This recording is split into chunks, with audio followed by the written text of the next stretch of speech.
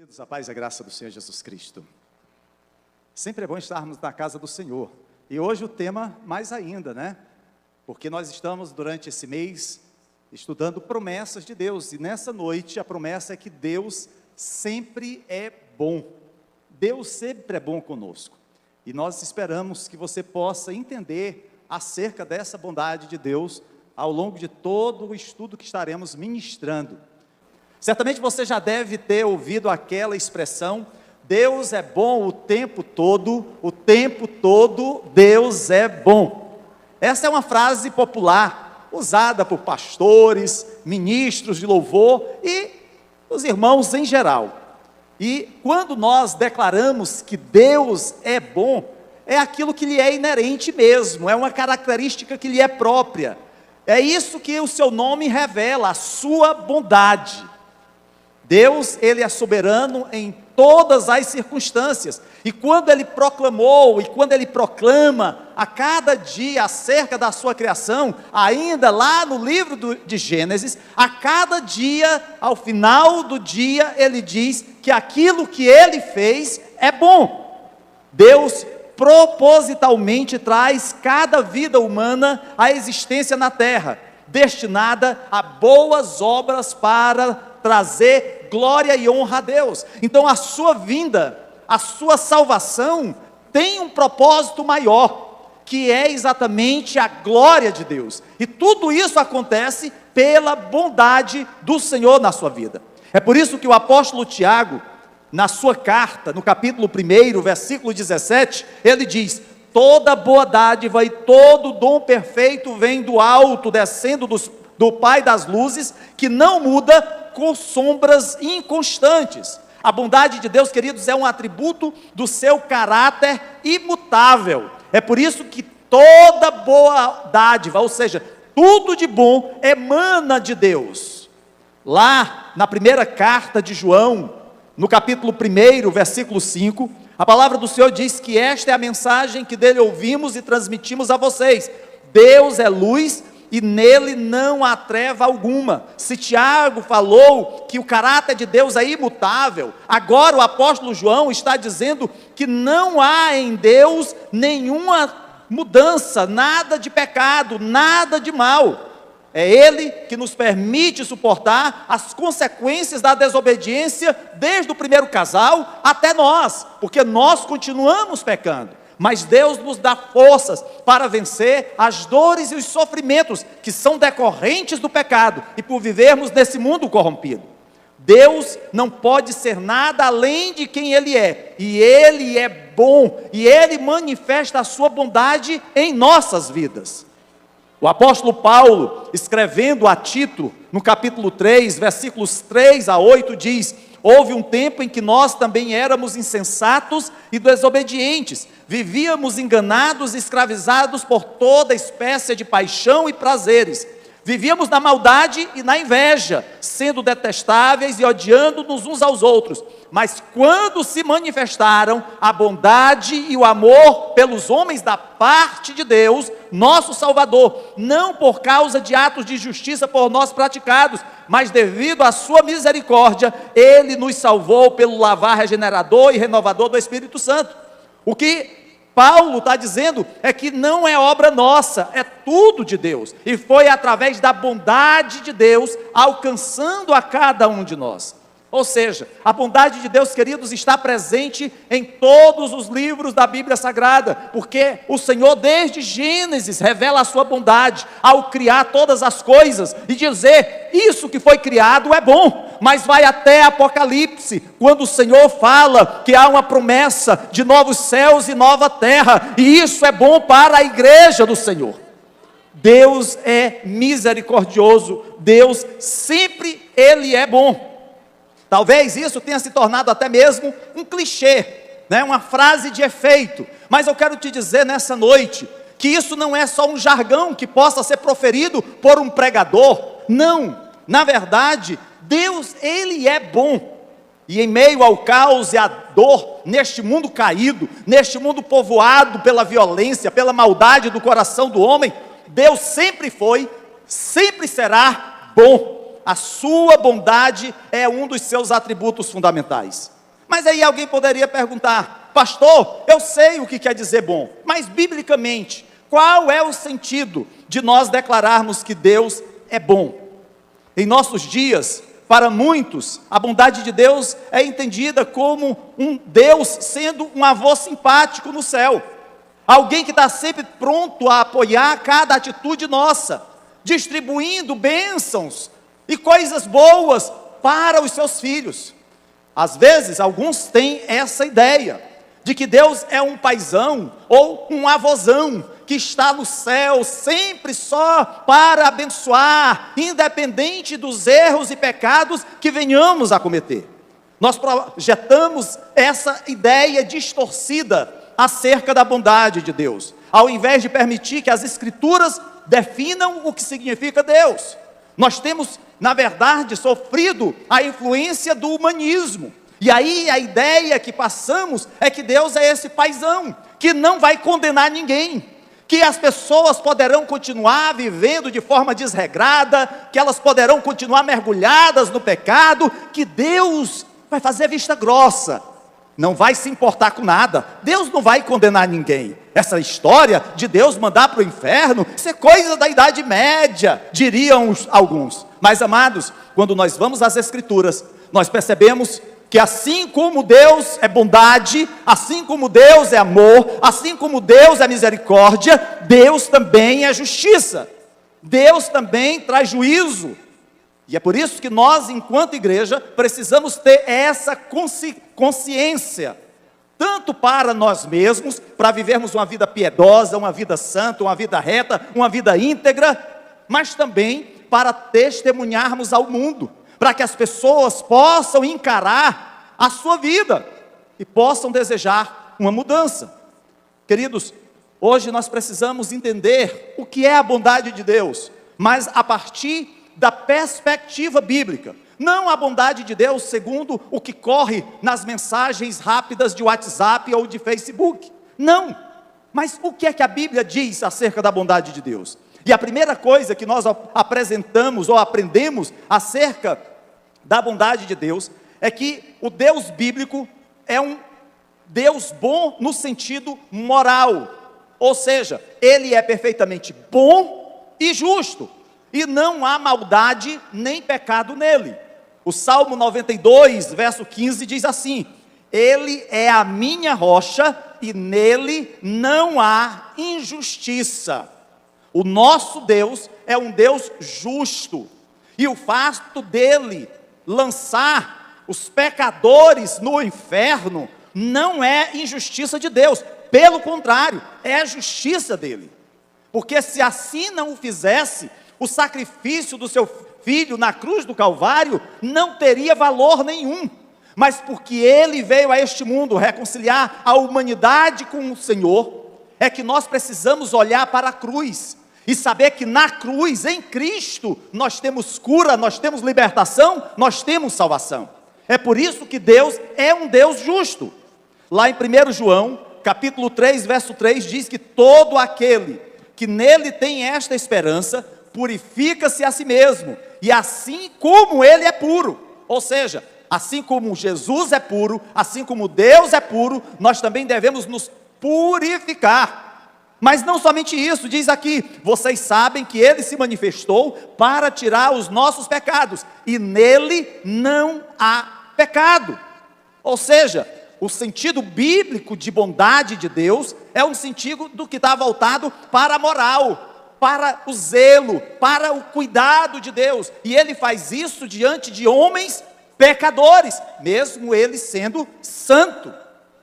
Deus não pode, querido, ser injusto e perder, por exemplo, a paciência, abrigar amargura, inveja, mentir ou trapacear. Moisés, lá em Números, capítulo 23, verso 19, diz: Deus não é homem para que minta, nem filho de homem para que se arrependa. Acaso ele fala e deixa de agir? Acaso promete e deixa de cumprir? Essa talvez seja a característica de muitos.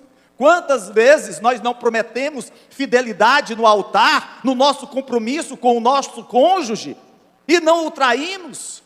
Quantas vezes nós não falhamos no nosso emprego ao dizer que iríamos cumprir nosso horário de trabalho e nos negamos a fazê-lo? Ou na escola, de dizer que íamos estudar, aprender aquele conteúdo e no dia da prova colamos para tirar boas notas? Quantas vezes, diante de um problema qualquer, nós buscamos a solução mais fácil, mais rápida, mesmo que a errada? Mas Deus não age assim. A ação de Deus é sempre moralmente correta, e isso nos difere de Deus.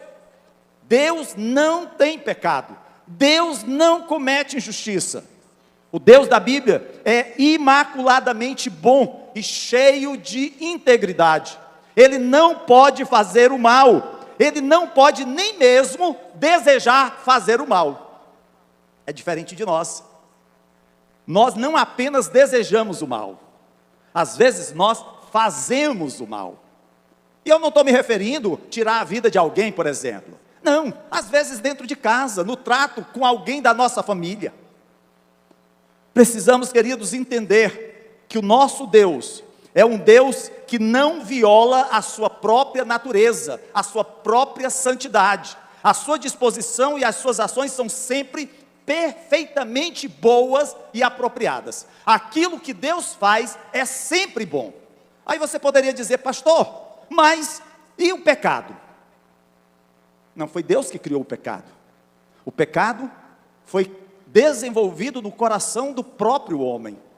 Queridos, nós não podemos imputar a Deus, colocar na conta de Deus aquilo que é da nossa responsabilidade. Precisamos saber quando erramos e voltarmos para o Senhor. É por isso que lá em João, na sua primeira carta, ele disse: se confessarmos os nossos pecados, Ele é fiel e justo para nos perdoar os pecados e nos purificar de toda a injustiça. Mas é necessário um coração contrito e quebrantado, é necessário arrependimento, é necessário confissão de pecados, e aí o Senhor nos perdoa. O problema é que nós queremos e vivemos numa geração de flecha, onde as coisas acontecem num piscar de olhos, e aí a gente simplesmente diz: Senhor, perdoa os meus pecados, e de imediato volta a cometer os mesmos erros. E a gente coloca na conta de Deus a responsabilidade de perdoar, quando nem arrependimento houve da nossa parte. Precisamos lutar contra o pecado. Nós experimentamos, queridos, nos nossos dias, na nossa vida, raios da glória de Deus e vislumbres dos céus diariamente. São exibições deslumbrantes, como por exemplo, o nascer e o pôr do sol. São as montanhas majestosas, os vastos oceanos, o som e o cheiro da chuva, flores delicadas, animais. Tudo isso, querido, é um vislumbre da majestade e da bondade de Deus. Nós experimentamos a bênção de bebês recém-nascidos, com dedinhos das mãos e dos pés pequenos, perfeitos. Nós nos alegramos com o riso e o brilho dos olhos de uma criança, como também do amor sacrificial dos pais pelos seus filhos, o seu amor, o seu cuidado, e também da aliança entre o marido e a esposa, que sobem ao altar e assumem o compromisso de estarem juntos, viverem na presença do Senhor. Desde jovens, queridos, nós somos atraídos pela bondade de Deus, porque nós conhecemos um Deus bondoso. Nem sempre nós temos um coração grato. Às vezes nós vivemos como que numa rotina autômata, nós não percebemos o que está ao nosso redor. É certo que quando a gente vai fazer uma viagem, como por exemplo vai se subir a serra, a gente fica deslumbrado com a beleza da natureza. Quantas vezes, quando a gente talvez ia ao sertão, e aquela noite sem energia, e a gente via o brilho das estrelas, as luzes dos postes das grandes cidades ofuscam a gente ver a majestade de Deus, mas você não precisa estender o olhar para tão longe, basta você olhar para a pessoa que está do seu lado e saber que é um ato da bondade de Deus. Foi Deus que fez essa pessoa de tal forma tão perfeita, com todo cuidado, para que ela pudesse ser seu cônjuge, seu filho, seu pai, seu irmão, Cristo. Mas em segundo lugar, frequentemente nós vemos nas Escrituras também, além da bondade de Deus ser algo relacionado à sua moral, a bondade de Deus também está inseparável do seu amor. Lá no Salmo 106, verso 1, o salmista afirma: louvai ao Senhor, dai graças ao Senhor, porque Ele é bom, porque o seu amor dura para sempre. Bondade e amor de Deus estão imbricados, entrelaçados, um está com o outro. A maior demonstração da bondade e do amor de Deus é encontrada na obra de redenção, quando Deus envia o seu Filho num ato de bondade, de amor, para morrer no seu lugar e no meu lugar. Ali Ele demonstra todo o seu amor e toda a sua bondade para com a humanidade. Era para cada um de nós, era para que todos os homens pudessem se lançar aos pés do Senhor e dizer: obrigado, meu Deus. Mas como o homem tem o coração endurecido, como as pessoas se afastam de Deus, mas não apenas aquelas que estão no mundão, mas infelizmente muitos que já estiveram conosco, pessoas amigas que caminharam ao nosso lado, que estiveram na casa do Senhor, adorando, cantando, ouvindo as ministrações, participando da ceia, mas que em determinado momento simplesmente voltaram-se para o mundo. E Deus continua demonstrando o seu amor, porque como pai, aguarda a volta do filho pródigo. O salmista no Salmo 145, versos 8 e 9 declara: o Senhor é misericordioso e compassivo, paciente e transbordante de amor. O Senhor é bom para todos, a sua compaixão alcança todas as suas criaturas. Queridos, Deus é bom para todos, indiscriminadamente. Ele faz chover sobre justos e injustos. A bênção de Deus, a graça comum, ela não está limitada apenas à igreja. Deus faz chover tanto sobre o crente quanto sobre o descrente. Eu acho que você nunca viu a chuva caindo só no seu quintal, enquanto que lá no quintal do ímpio não estava chovendo. Deus faz chover sobre todos, o sol a cada dia nasce, brilha para todos. Mas a salvação, Deus concedeu apenas ao seu povo. Somente aqueles que confessaram a Cristo como Senhor e Salvador têm a segurança, têm a confiança da eternidade ao lado de Deus. E isso não é promessa de pastor, isso é promessa do Deus Todo-Poderoso. Deus é bom para todos. Lá em Mateus, no capítulo 5, nos versos 44 e 45, quando o Senhor estava ministrando o sermão da montanha, Ele disse: amem os seus inimigos e orem por aqueles que os perseguem, para que vocês venham a ser filhos de seu Pai que está nos céus, porque Ele faz raiar o seu sol sobre maus e bons, e derrama chuva sobre justos e injustos. Ore pelos seus inimigos, mas não apenas ore, ame. Ah, pastor, é tão difícil amar quem me magoa, quem me maltrata. Ore, peça que o Espírito Santo de Deus possa trazer paz ao seu coração, apesar de toda a tribulação que você está vivendo. Saiba que até mesmo na hora da sua morte, o Senhor Jesus diz: Pai, perdoa-lhes, porque eles não sabem o que fazem.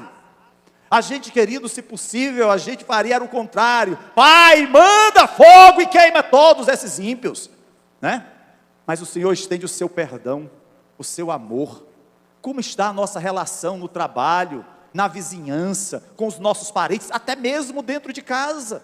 Meu Deus, às vezes, parece que o inimigo maior é aquele que está do nosso lado. Às vezes briga entre irmãos do mesmo sangue. Ah, Deus, como nós precisamos mudar, como nós precisamos beber da bondade de Deus para nossas vidas.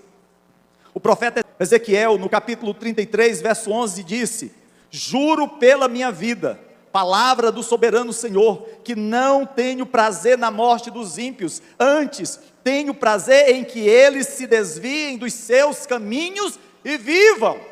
O prazer de Deus não é a morte, a condenação do ímpio, mas que eles também se desviem dos seus caminhos maus e possam viver a verdadeira vida.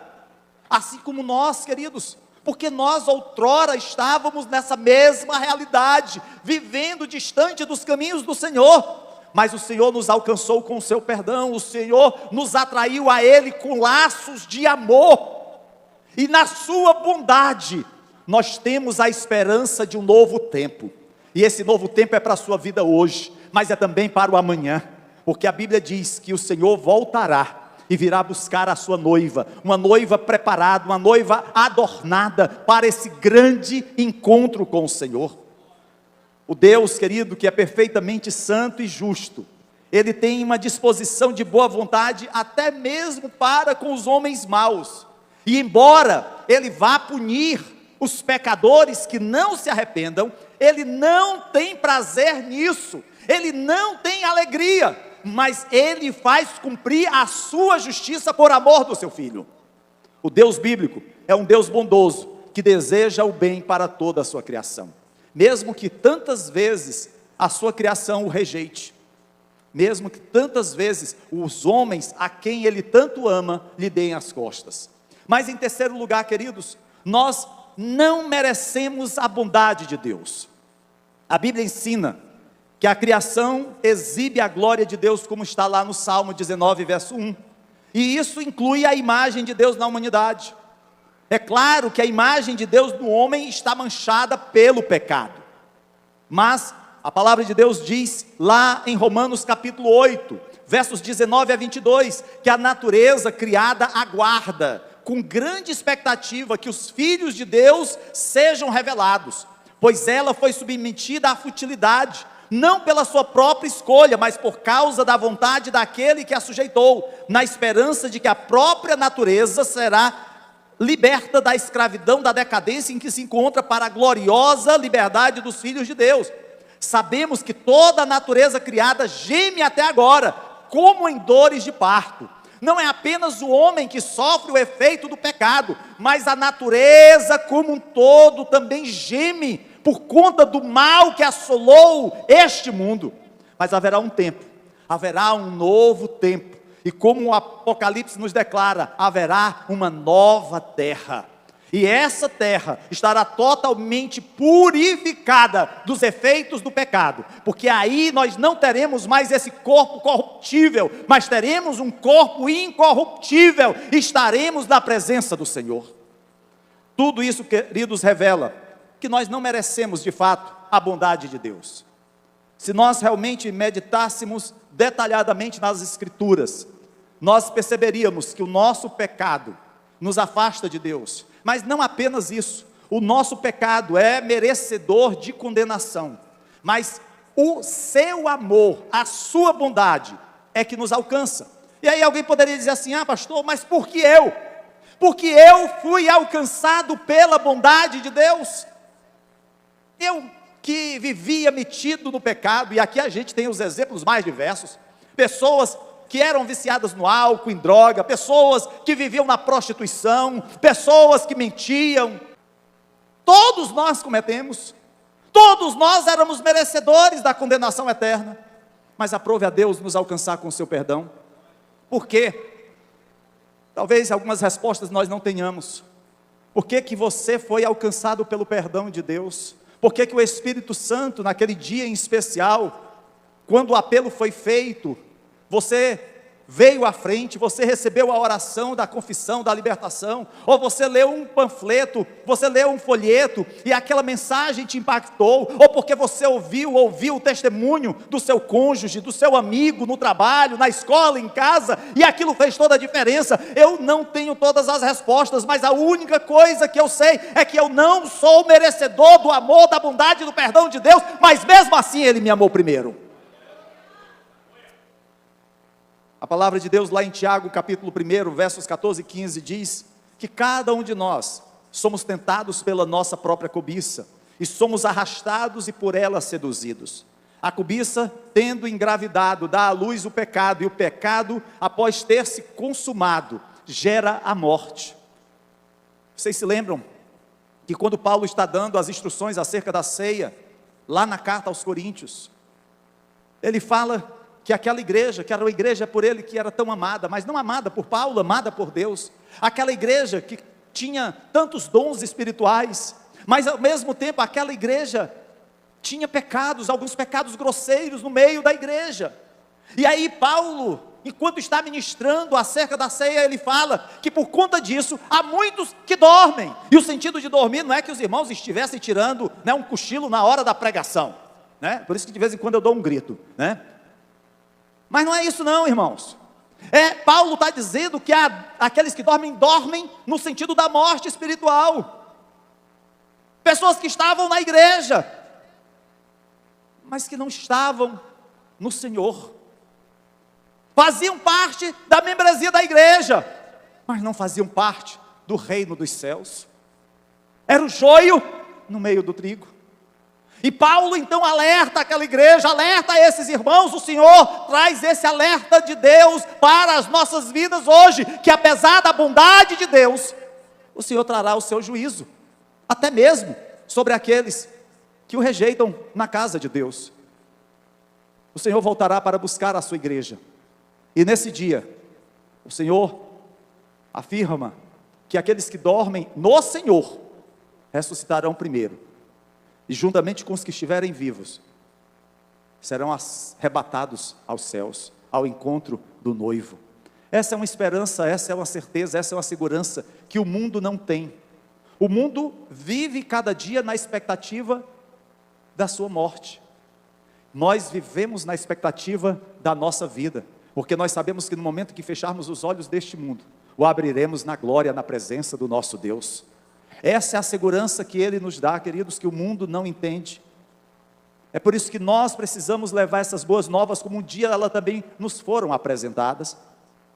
Nós vimos que Deus é bom no sentido moral, ou seja, que não há maldade nem pecado nele. Nós vimos que a bondade de Deus e o seu amor são inseparáveis, estão sempre juntos. E por último, nós vimos que nós não merecemos a bondade de Deus. Mas eu quero apresentar a você 10 maneiras de reconhecer a bondade de Deus no dia a dia, para que você valorize essa bondade de Deus e seja grato a Ele. Quando você estiver murmurando, quando você estiver reclamando, quando você estiver abatido, combalido, você possa lembrar-se dessas 10 passagens que nós vamos ler nessa noite. A primeira coisa, queridos, reconheça a bondade de Deus na natureza. Em Gênesis, no capítulo 1, verso 31, lemos: e Deus viu tudo o que havia feito, e tudo havia ficado muito bom.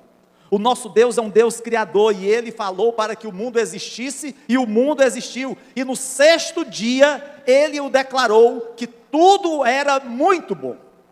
Cada dia da criação, ao final da criação daquele dia, Deus diz que o que Ele fez é bom, mas ao final do 6º dia, Ele disse que tudo é muito bom.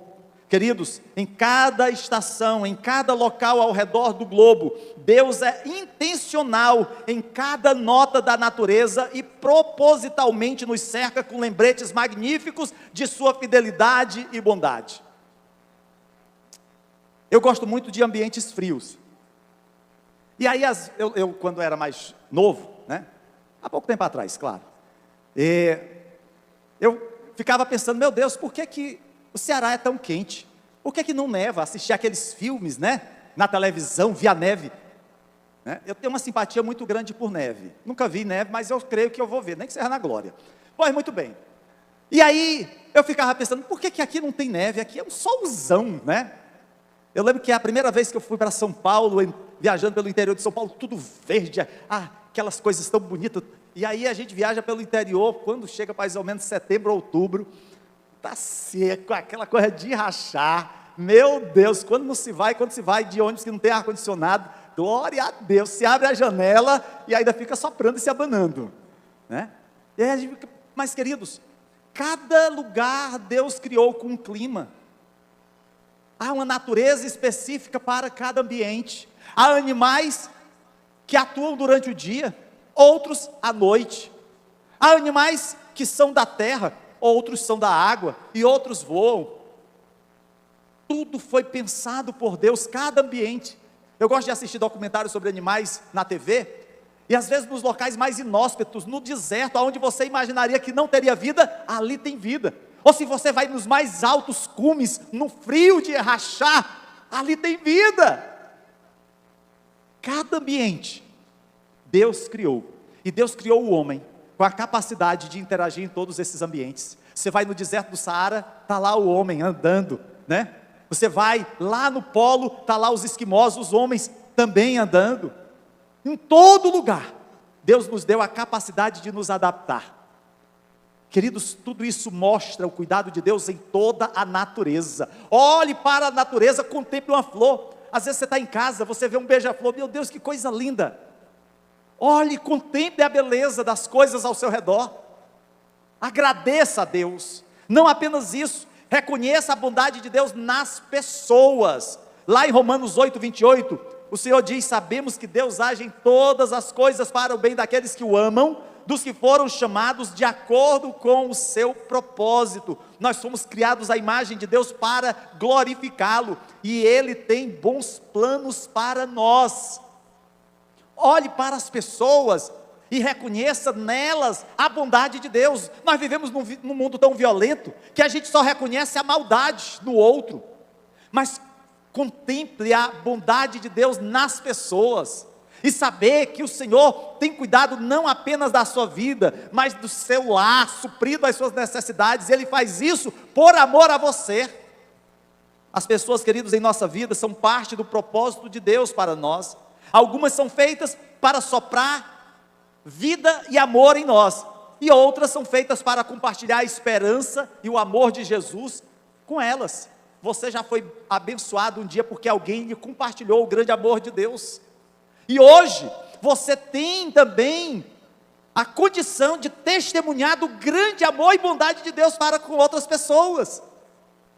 Terceiro, reconheça a bondade de Deus nas orações respondidas. O salmista, no Salmo 34, verso 8, diz: provem e vejam como o Senhor é bom, como é feliz o homem que nele se refugia. Aqui o salmista está orando. A gente precisa lembrar que os salmos são orações, são momentos de adoração a Deus, e as orações respondidas, queridos, nos lembram da bondade de Deus. O salmista, o rei Davi, que escreveu o Salmo 34, ele faz em referência a uma situação de perigo em que ele se encontrava. O seu ponto de vista é crítico, porque a bondade de Deus pode ser encontrada não apenas quando as bênçãos são óbvias, mas também quando o mundo desaba ao nosso redor. Eu sei que é muito fácil a gente ver a bondade de Deus quando as coisas estão bem, quando estamos bem de saúde, quando as nossas finanças estão equilibradas, quando está tudo bem dentro de casa. Mas até mesmo nos momentos de crise a gente pode ver a bondade de Deus, porque Ele não nos desampara. Ele é aquele ombro amigo aonde nós podemos declinar a nossa cabeça e chorar a nossa dor, e saber que Ele cuida de nós. Deus ouve nossas orações, e Ele é movido pelas orações dos justos. Quarto, reconheça a bondade de Deus na verdade de sua palavra. Lá em Timóteo, capítulo 4, versos 4 e 5 diz: pois tudo que Deus criou é bom, e nada deve ser rejeitado, se for recebido com ação de graças, pois é santificado pela palavra de Deus e pela oração. Amados, a oração diária e o tempo na palavra de Deus são cruciais se nós quisermos testemunhar e experimentar a bondade de Deus. O problema é que a gente não tem mais tempo de orar, a gente não tem mais tempo de ler a Bíblia. Não é por conta das atividades profissionais, não. Eu sei que tem muitos irmãos aqui que saem muito cedo, às vezes ainda está escuro e o irmão ou a irmã já está se organizando para ir para o trabalho. Não é porque você chega muito tarde também e às vezes cansado, mas é porque o tempo livre que a gente tem, queridos, nem sempre é ocupado com aquilo que edifica a nossa vida.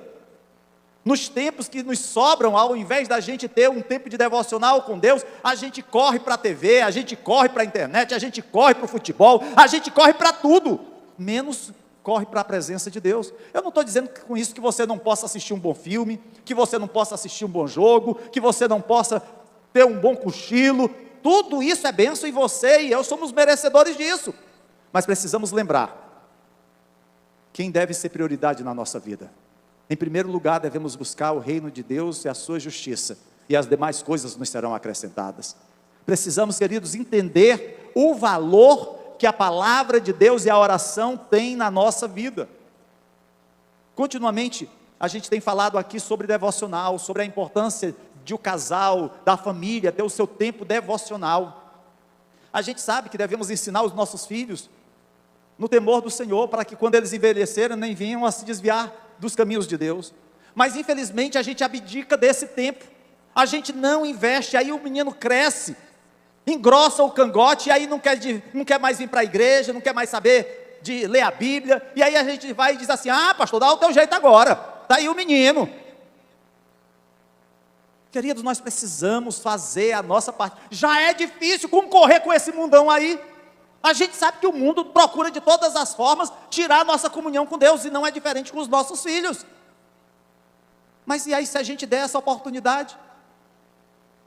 Outro dia eu estava visitando um casal aqui da igreja, e o irmão não estava em casa, estava só a esposa. E aí eu perguntei: cadê o irmão? Não, ele foi jogar bola ali na pracinha com os meninos.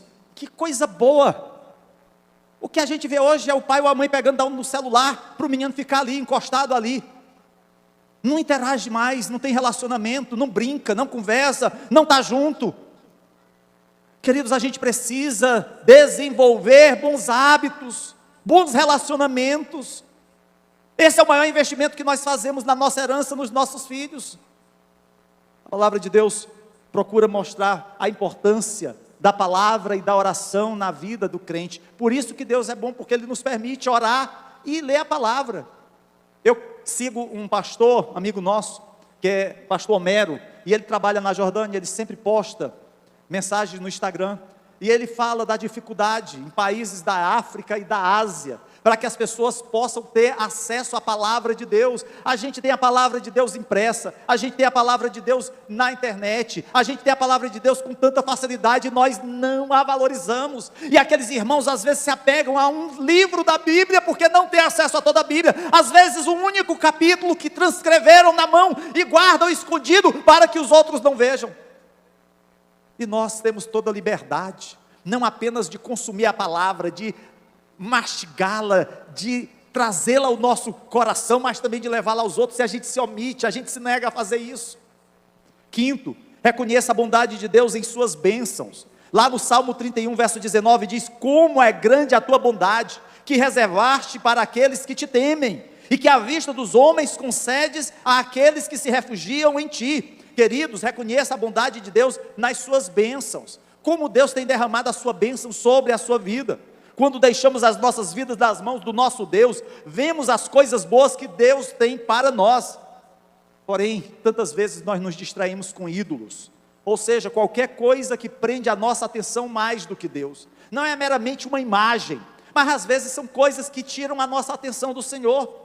É difícil para nós reconhecer as coisas boas que Deus tem para nós, como se nós trocássemos por algo de menor valor. Vocês se lembram daquela parábola que Jesus fala de um homem que ia passando pelo campo e encontra um tesouro, e ele vai, vende tudo que tem e adquire aquele campo? Pois, queridos, assim é a palavra de Deus, isso é a bondade de Deus na nossa vida, é algo que tem um valor, e a gente não valoriza. Sexto, reconheça a bondade de Deus em sua providência, provisão.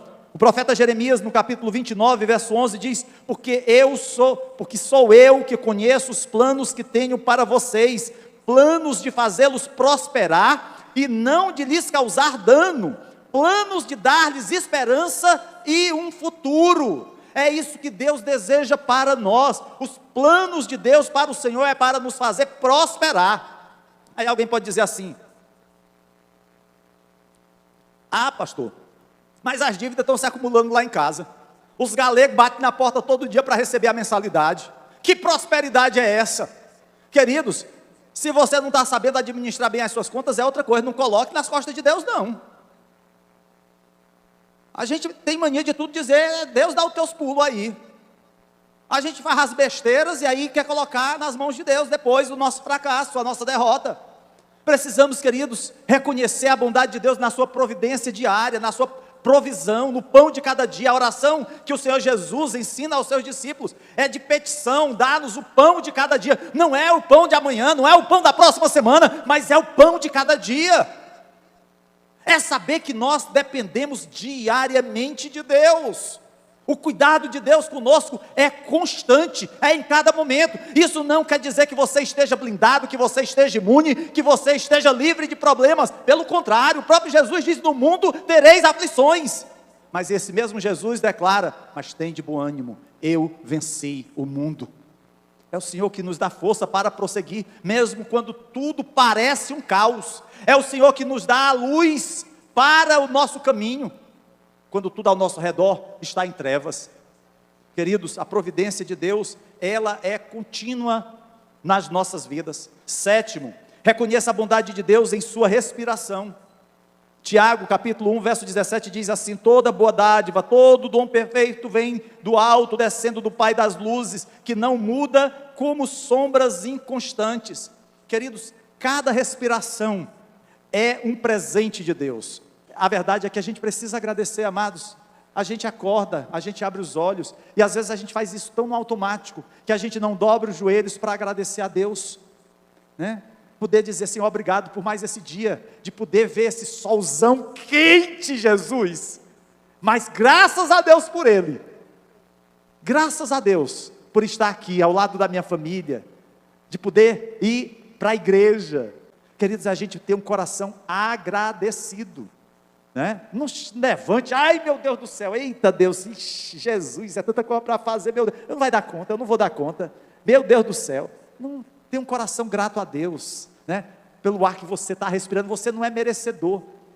Eu já falei isso algumas vezes, queridos, quando eu estava com Covid, uma das minhas piores crises, que foi a última, eu puxava o ar e eu não conseguia, era como se eu me esforçasse para respirar, e por mais que eu puxasse, não tinha nada.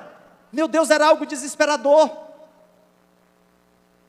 E aí, agora a gente está respirando e a gente nem percebe o valor que é o ar que nós respiramos. Precisamos ser gratos a Deus pela sua bondade. Reconheça a bondade de Deus em seu perdão. 1 João, capítulo 1, verso 9, diz: se confessarmos os nossos pecados, Ele é fiel e justo para perdoar os nossos pecados e nos purificar de toda injustiça. Reconheça a bondade de Deus quando você se ajoelha e pede o perdão de Deus. Senhor, perdoa as palavras que eu proferi, que entristeceram o teu coração. Meu Deus, eu falei esse palavrão, Jesus tem misericórdia. Senhor, perdoa as vezes que eu fui grosseiro, ingrato, malcriado, indelicado, murmurador. Senhor, tem misericórdia quando os meus olhos me puxaram para ver coisas que não agradam a Ti, que maculam a Tua santidade. Meus irmãos, a gente tem que valorizar esse tempo, momento de contrição, de quebrantamento, de arrependimento. A gente não pode colocar no saco assim, dizer assim: Senhor, perdoa os meus pecados em nome de Jesus, e já vai dormindo. Não houve arrependimento, é uma reza isso aí. Não houve quebrantamento, você não sentiu o peso do pecado que você cometeu, você não viu o quanto aquilo entristeceu o coração de Deus. Todo o sacrifício que Cristo fez na cruz do Calvário por amor a você, e você simplesmente chega: ah, Senhor, dá um jeito aí, me perdoa mesmo, não tem jeito não. Só casca grossa, é o meu jeito. Que história é essa? Deus veio para nos mudar por completo, queridos. O nosso falar, o nosso pensar, o nosso agir. E se há alguma coisa na nossa vida que não foi mudada ainda, peça a misericórdia de Deus para mudar. Essa coisa que pau que nasce torto, morre torto, queridos, isso era lá fora. Aqui o pau é endireitado, aqui a árvore segue o caminho de Cristo. O perdão de Deus revela a sua bondade, mas o perdão, queridos, ele, além de nascer de Deus, ele vem para nos alcançar. É por isso que esse perdão, ele tem o poder de transformar a nossa vida, de mudar coisas em nós, que até então era um motivo de condenação. Talvez você fosse conhecido pelos seus amigos como um bebum, como um adúltero, como um jogador inveterado. Mas hoje, você é uma nova criatura em Cristo Jesus. Você é um homem e uma mulher segundo o coração de Deus. Apesar do pecado de Davi, ele é chamado de um homem segundo o coração de Deus, porque houve arrependimento, mudança. 9, reconheça a bondade de Deus em atos de gentileza. O Salmo 145, verso 9 diz: o Senhor é bom para todos, e a sua compaixão alcança todas as suas criaturas. Atos cotidianos de gentileza são prova da bondade de Deus. A gente precisa ser gentil, chegar. A gente teve uma reunião com a liderança aqui na quarta-feira, e eu disse para os irmãos, olha, é maravilhoso a gente ser reconhecido como uma igreja acolhedora, isso é bênção de Deus. Mas não apenas quem está na recepção, você chega, vê uma pessoa que está nos visitando, que você não conhece, vai até essa pessoa, opa, tudo bem, meu nome é Alex, como é o seu nome? Está nos visitando? Não, já veio aqui outras vezes, que coisa boa, está gostando da igreja? Glória a Deus, conversa com essa pessoa, interage. Às vezes tem pessoas que chegam aqui, sentam, participam do culto, vão embora, ninguém chega nem perto para dar um alô, para saber como é que está, como é o nome dessa pessoa. A gente tem que interagir, isso é amabilidade, isso é gentileza, esse é um cuidado. 10º, reconheça a bondade de Deus na cruz. E aí nós finalizamos com João capítulo 3, verso 16, porque Deus amou o mundo de tal maneira, que deu o seu Filho unigênito, para que todo aquele que nele crê, não pereça, mas tenha a vida eterna. Esse é o maior ato de bondade de Deus para com a nossa vida, e o nosso maior ato de bondade para com as pessoas aí fora, é testemunhando de Cristo para elas. Você quer ser bondoso com alguém? Além de levar o cafezinho, além de oferecer um pouco de arroz, além de ser amável, além de ser educado, fale de Jesus para essas pessoas. Mas não fale de Jesus sendo um mau caráter, sendo um murmurador, sendo um brigão na sua vizinhança, não. Dê um bom testemunho, porque na hora que você falar de Jesus, sendo um bom testemunho, tendo um bom testemunho, sendo um verdadeiro crente, a palavra de Deus vai fluir com mais facilidade. As pessoas vão entender que Cristo, antes de mudá-la, mudou você primeiro. Vai ser muito mais receptível à palavra de Deus, à bondade de Deus. Queridos, a bondade de Deus é isso. É o amor de Deus fluindo na nossa vida e através de nós para outras pessoas. Deus, Ele é bom, o tempo todo Deus é bom. E a sua bondade se manifesta através das nossas vidas. Que Deus possa abrir os teus olhos e o teu coração, para que você entenda cada vez mais das promessas de Deus para a sua vida, em nome de Jesus. Amém. Glória a Deus. Eu queria...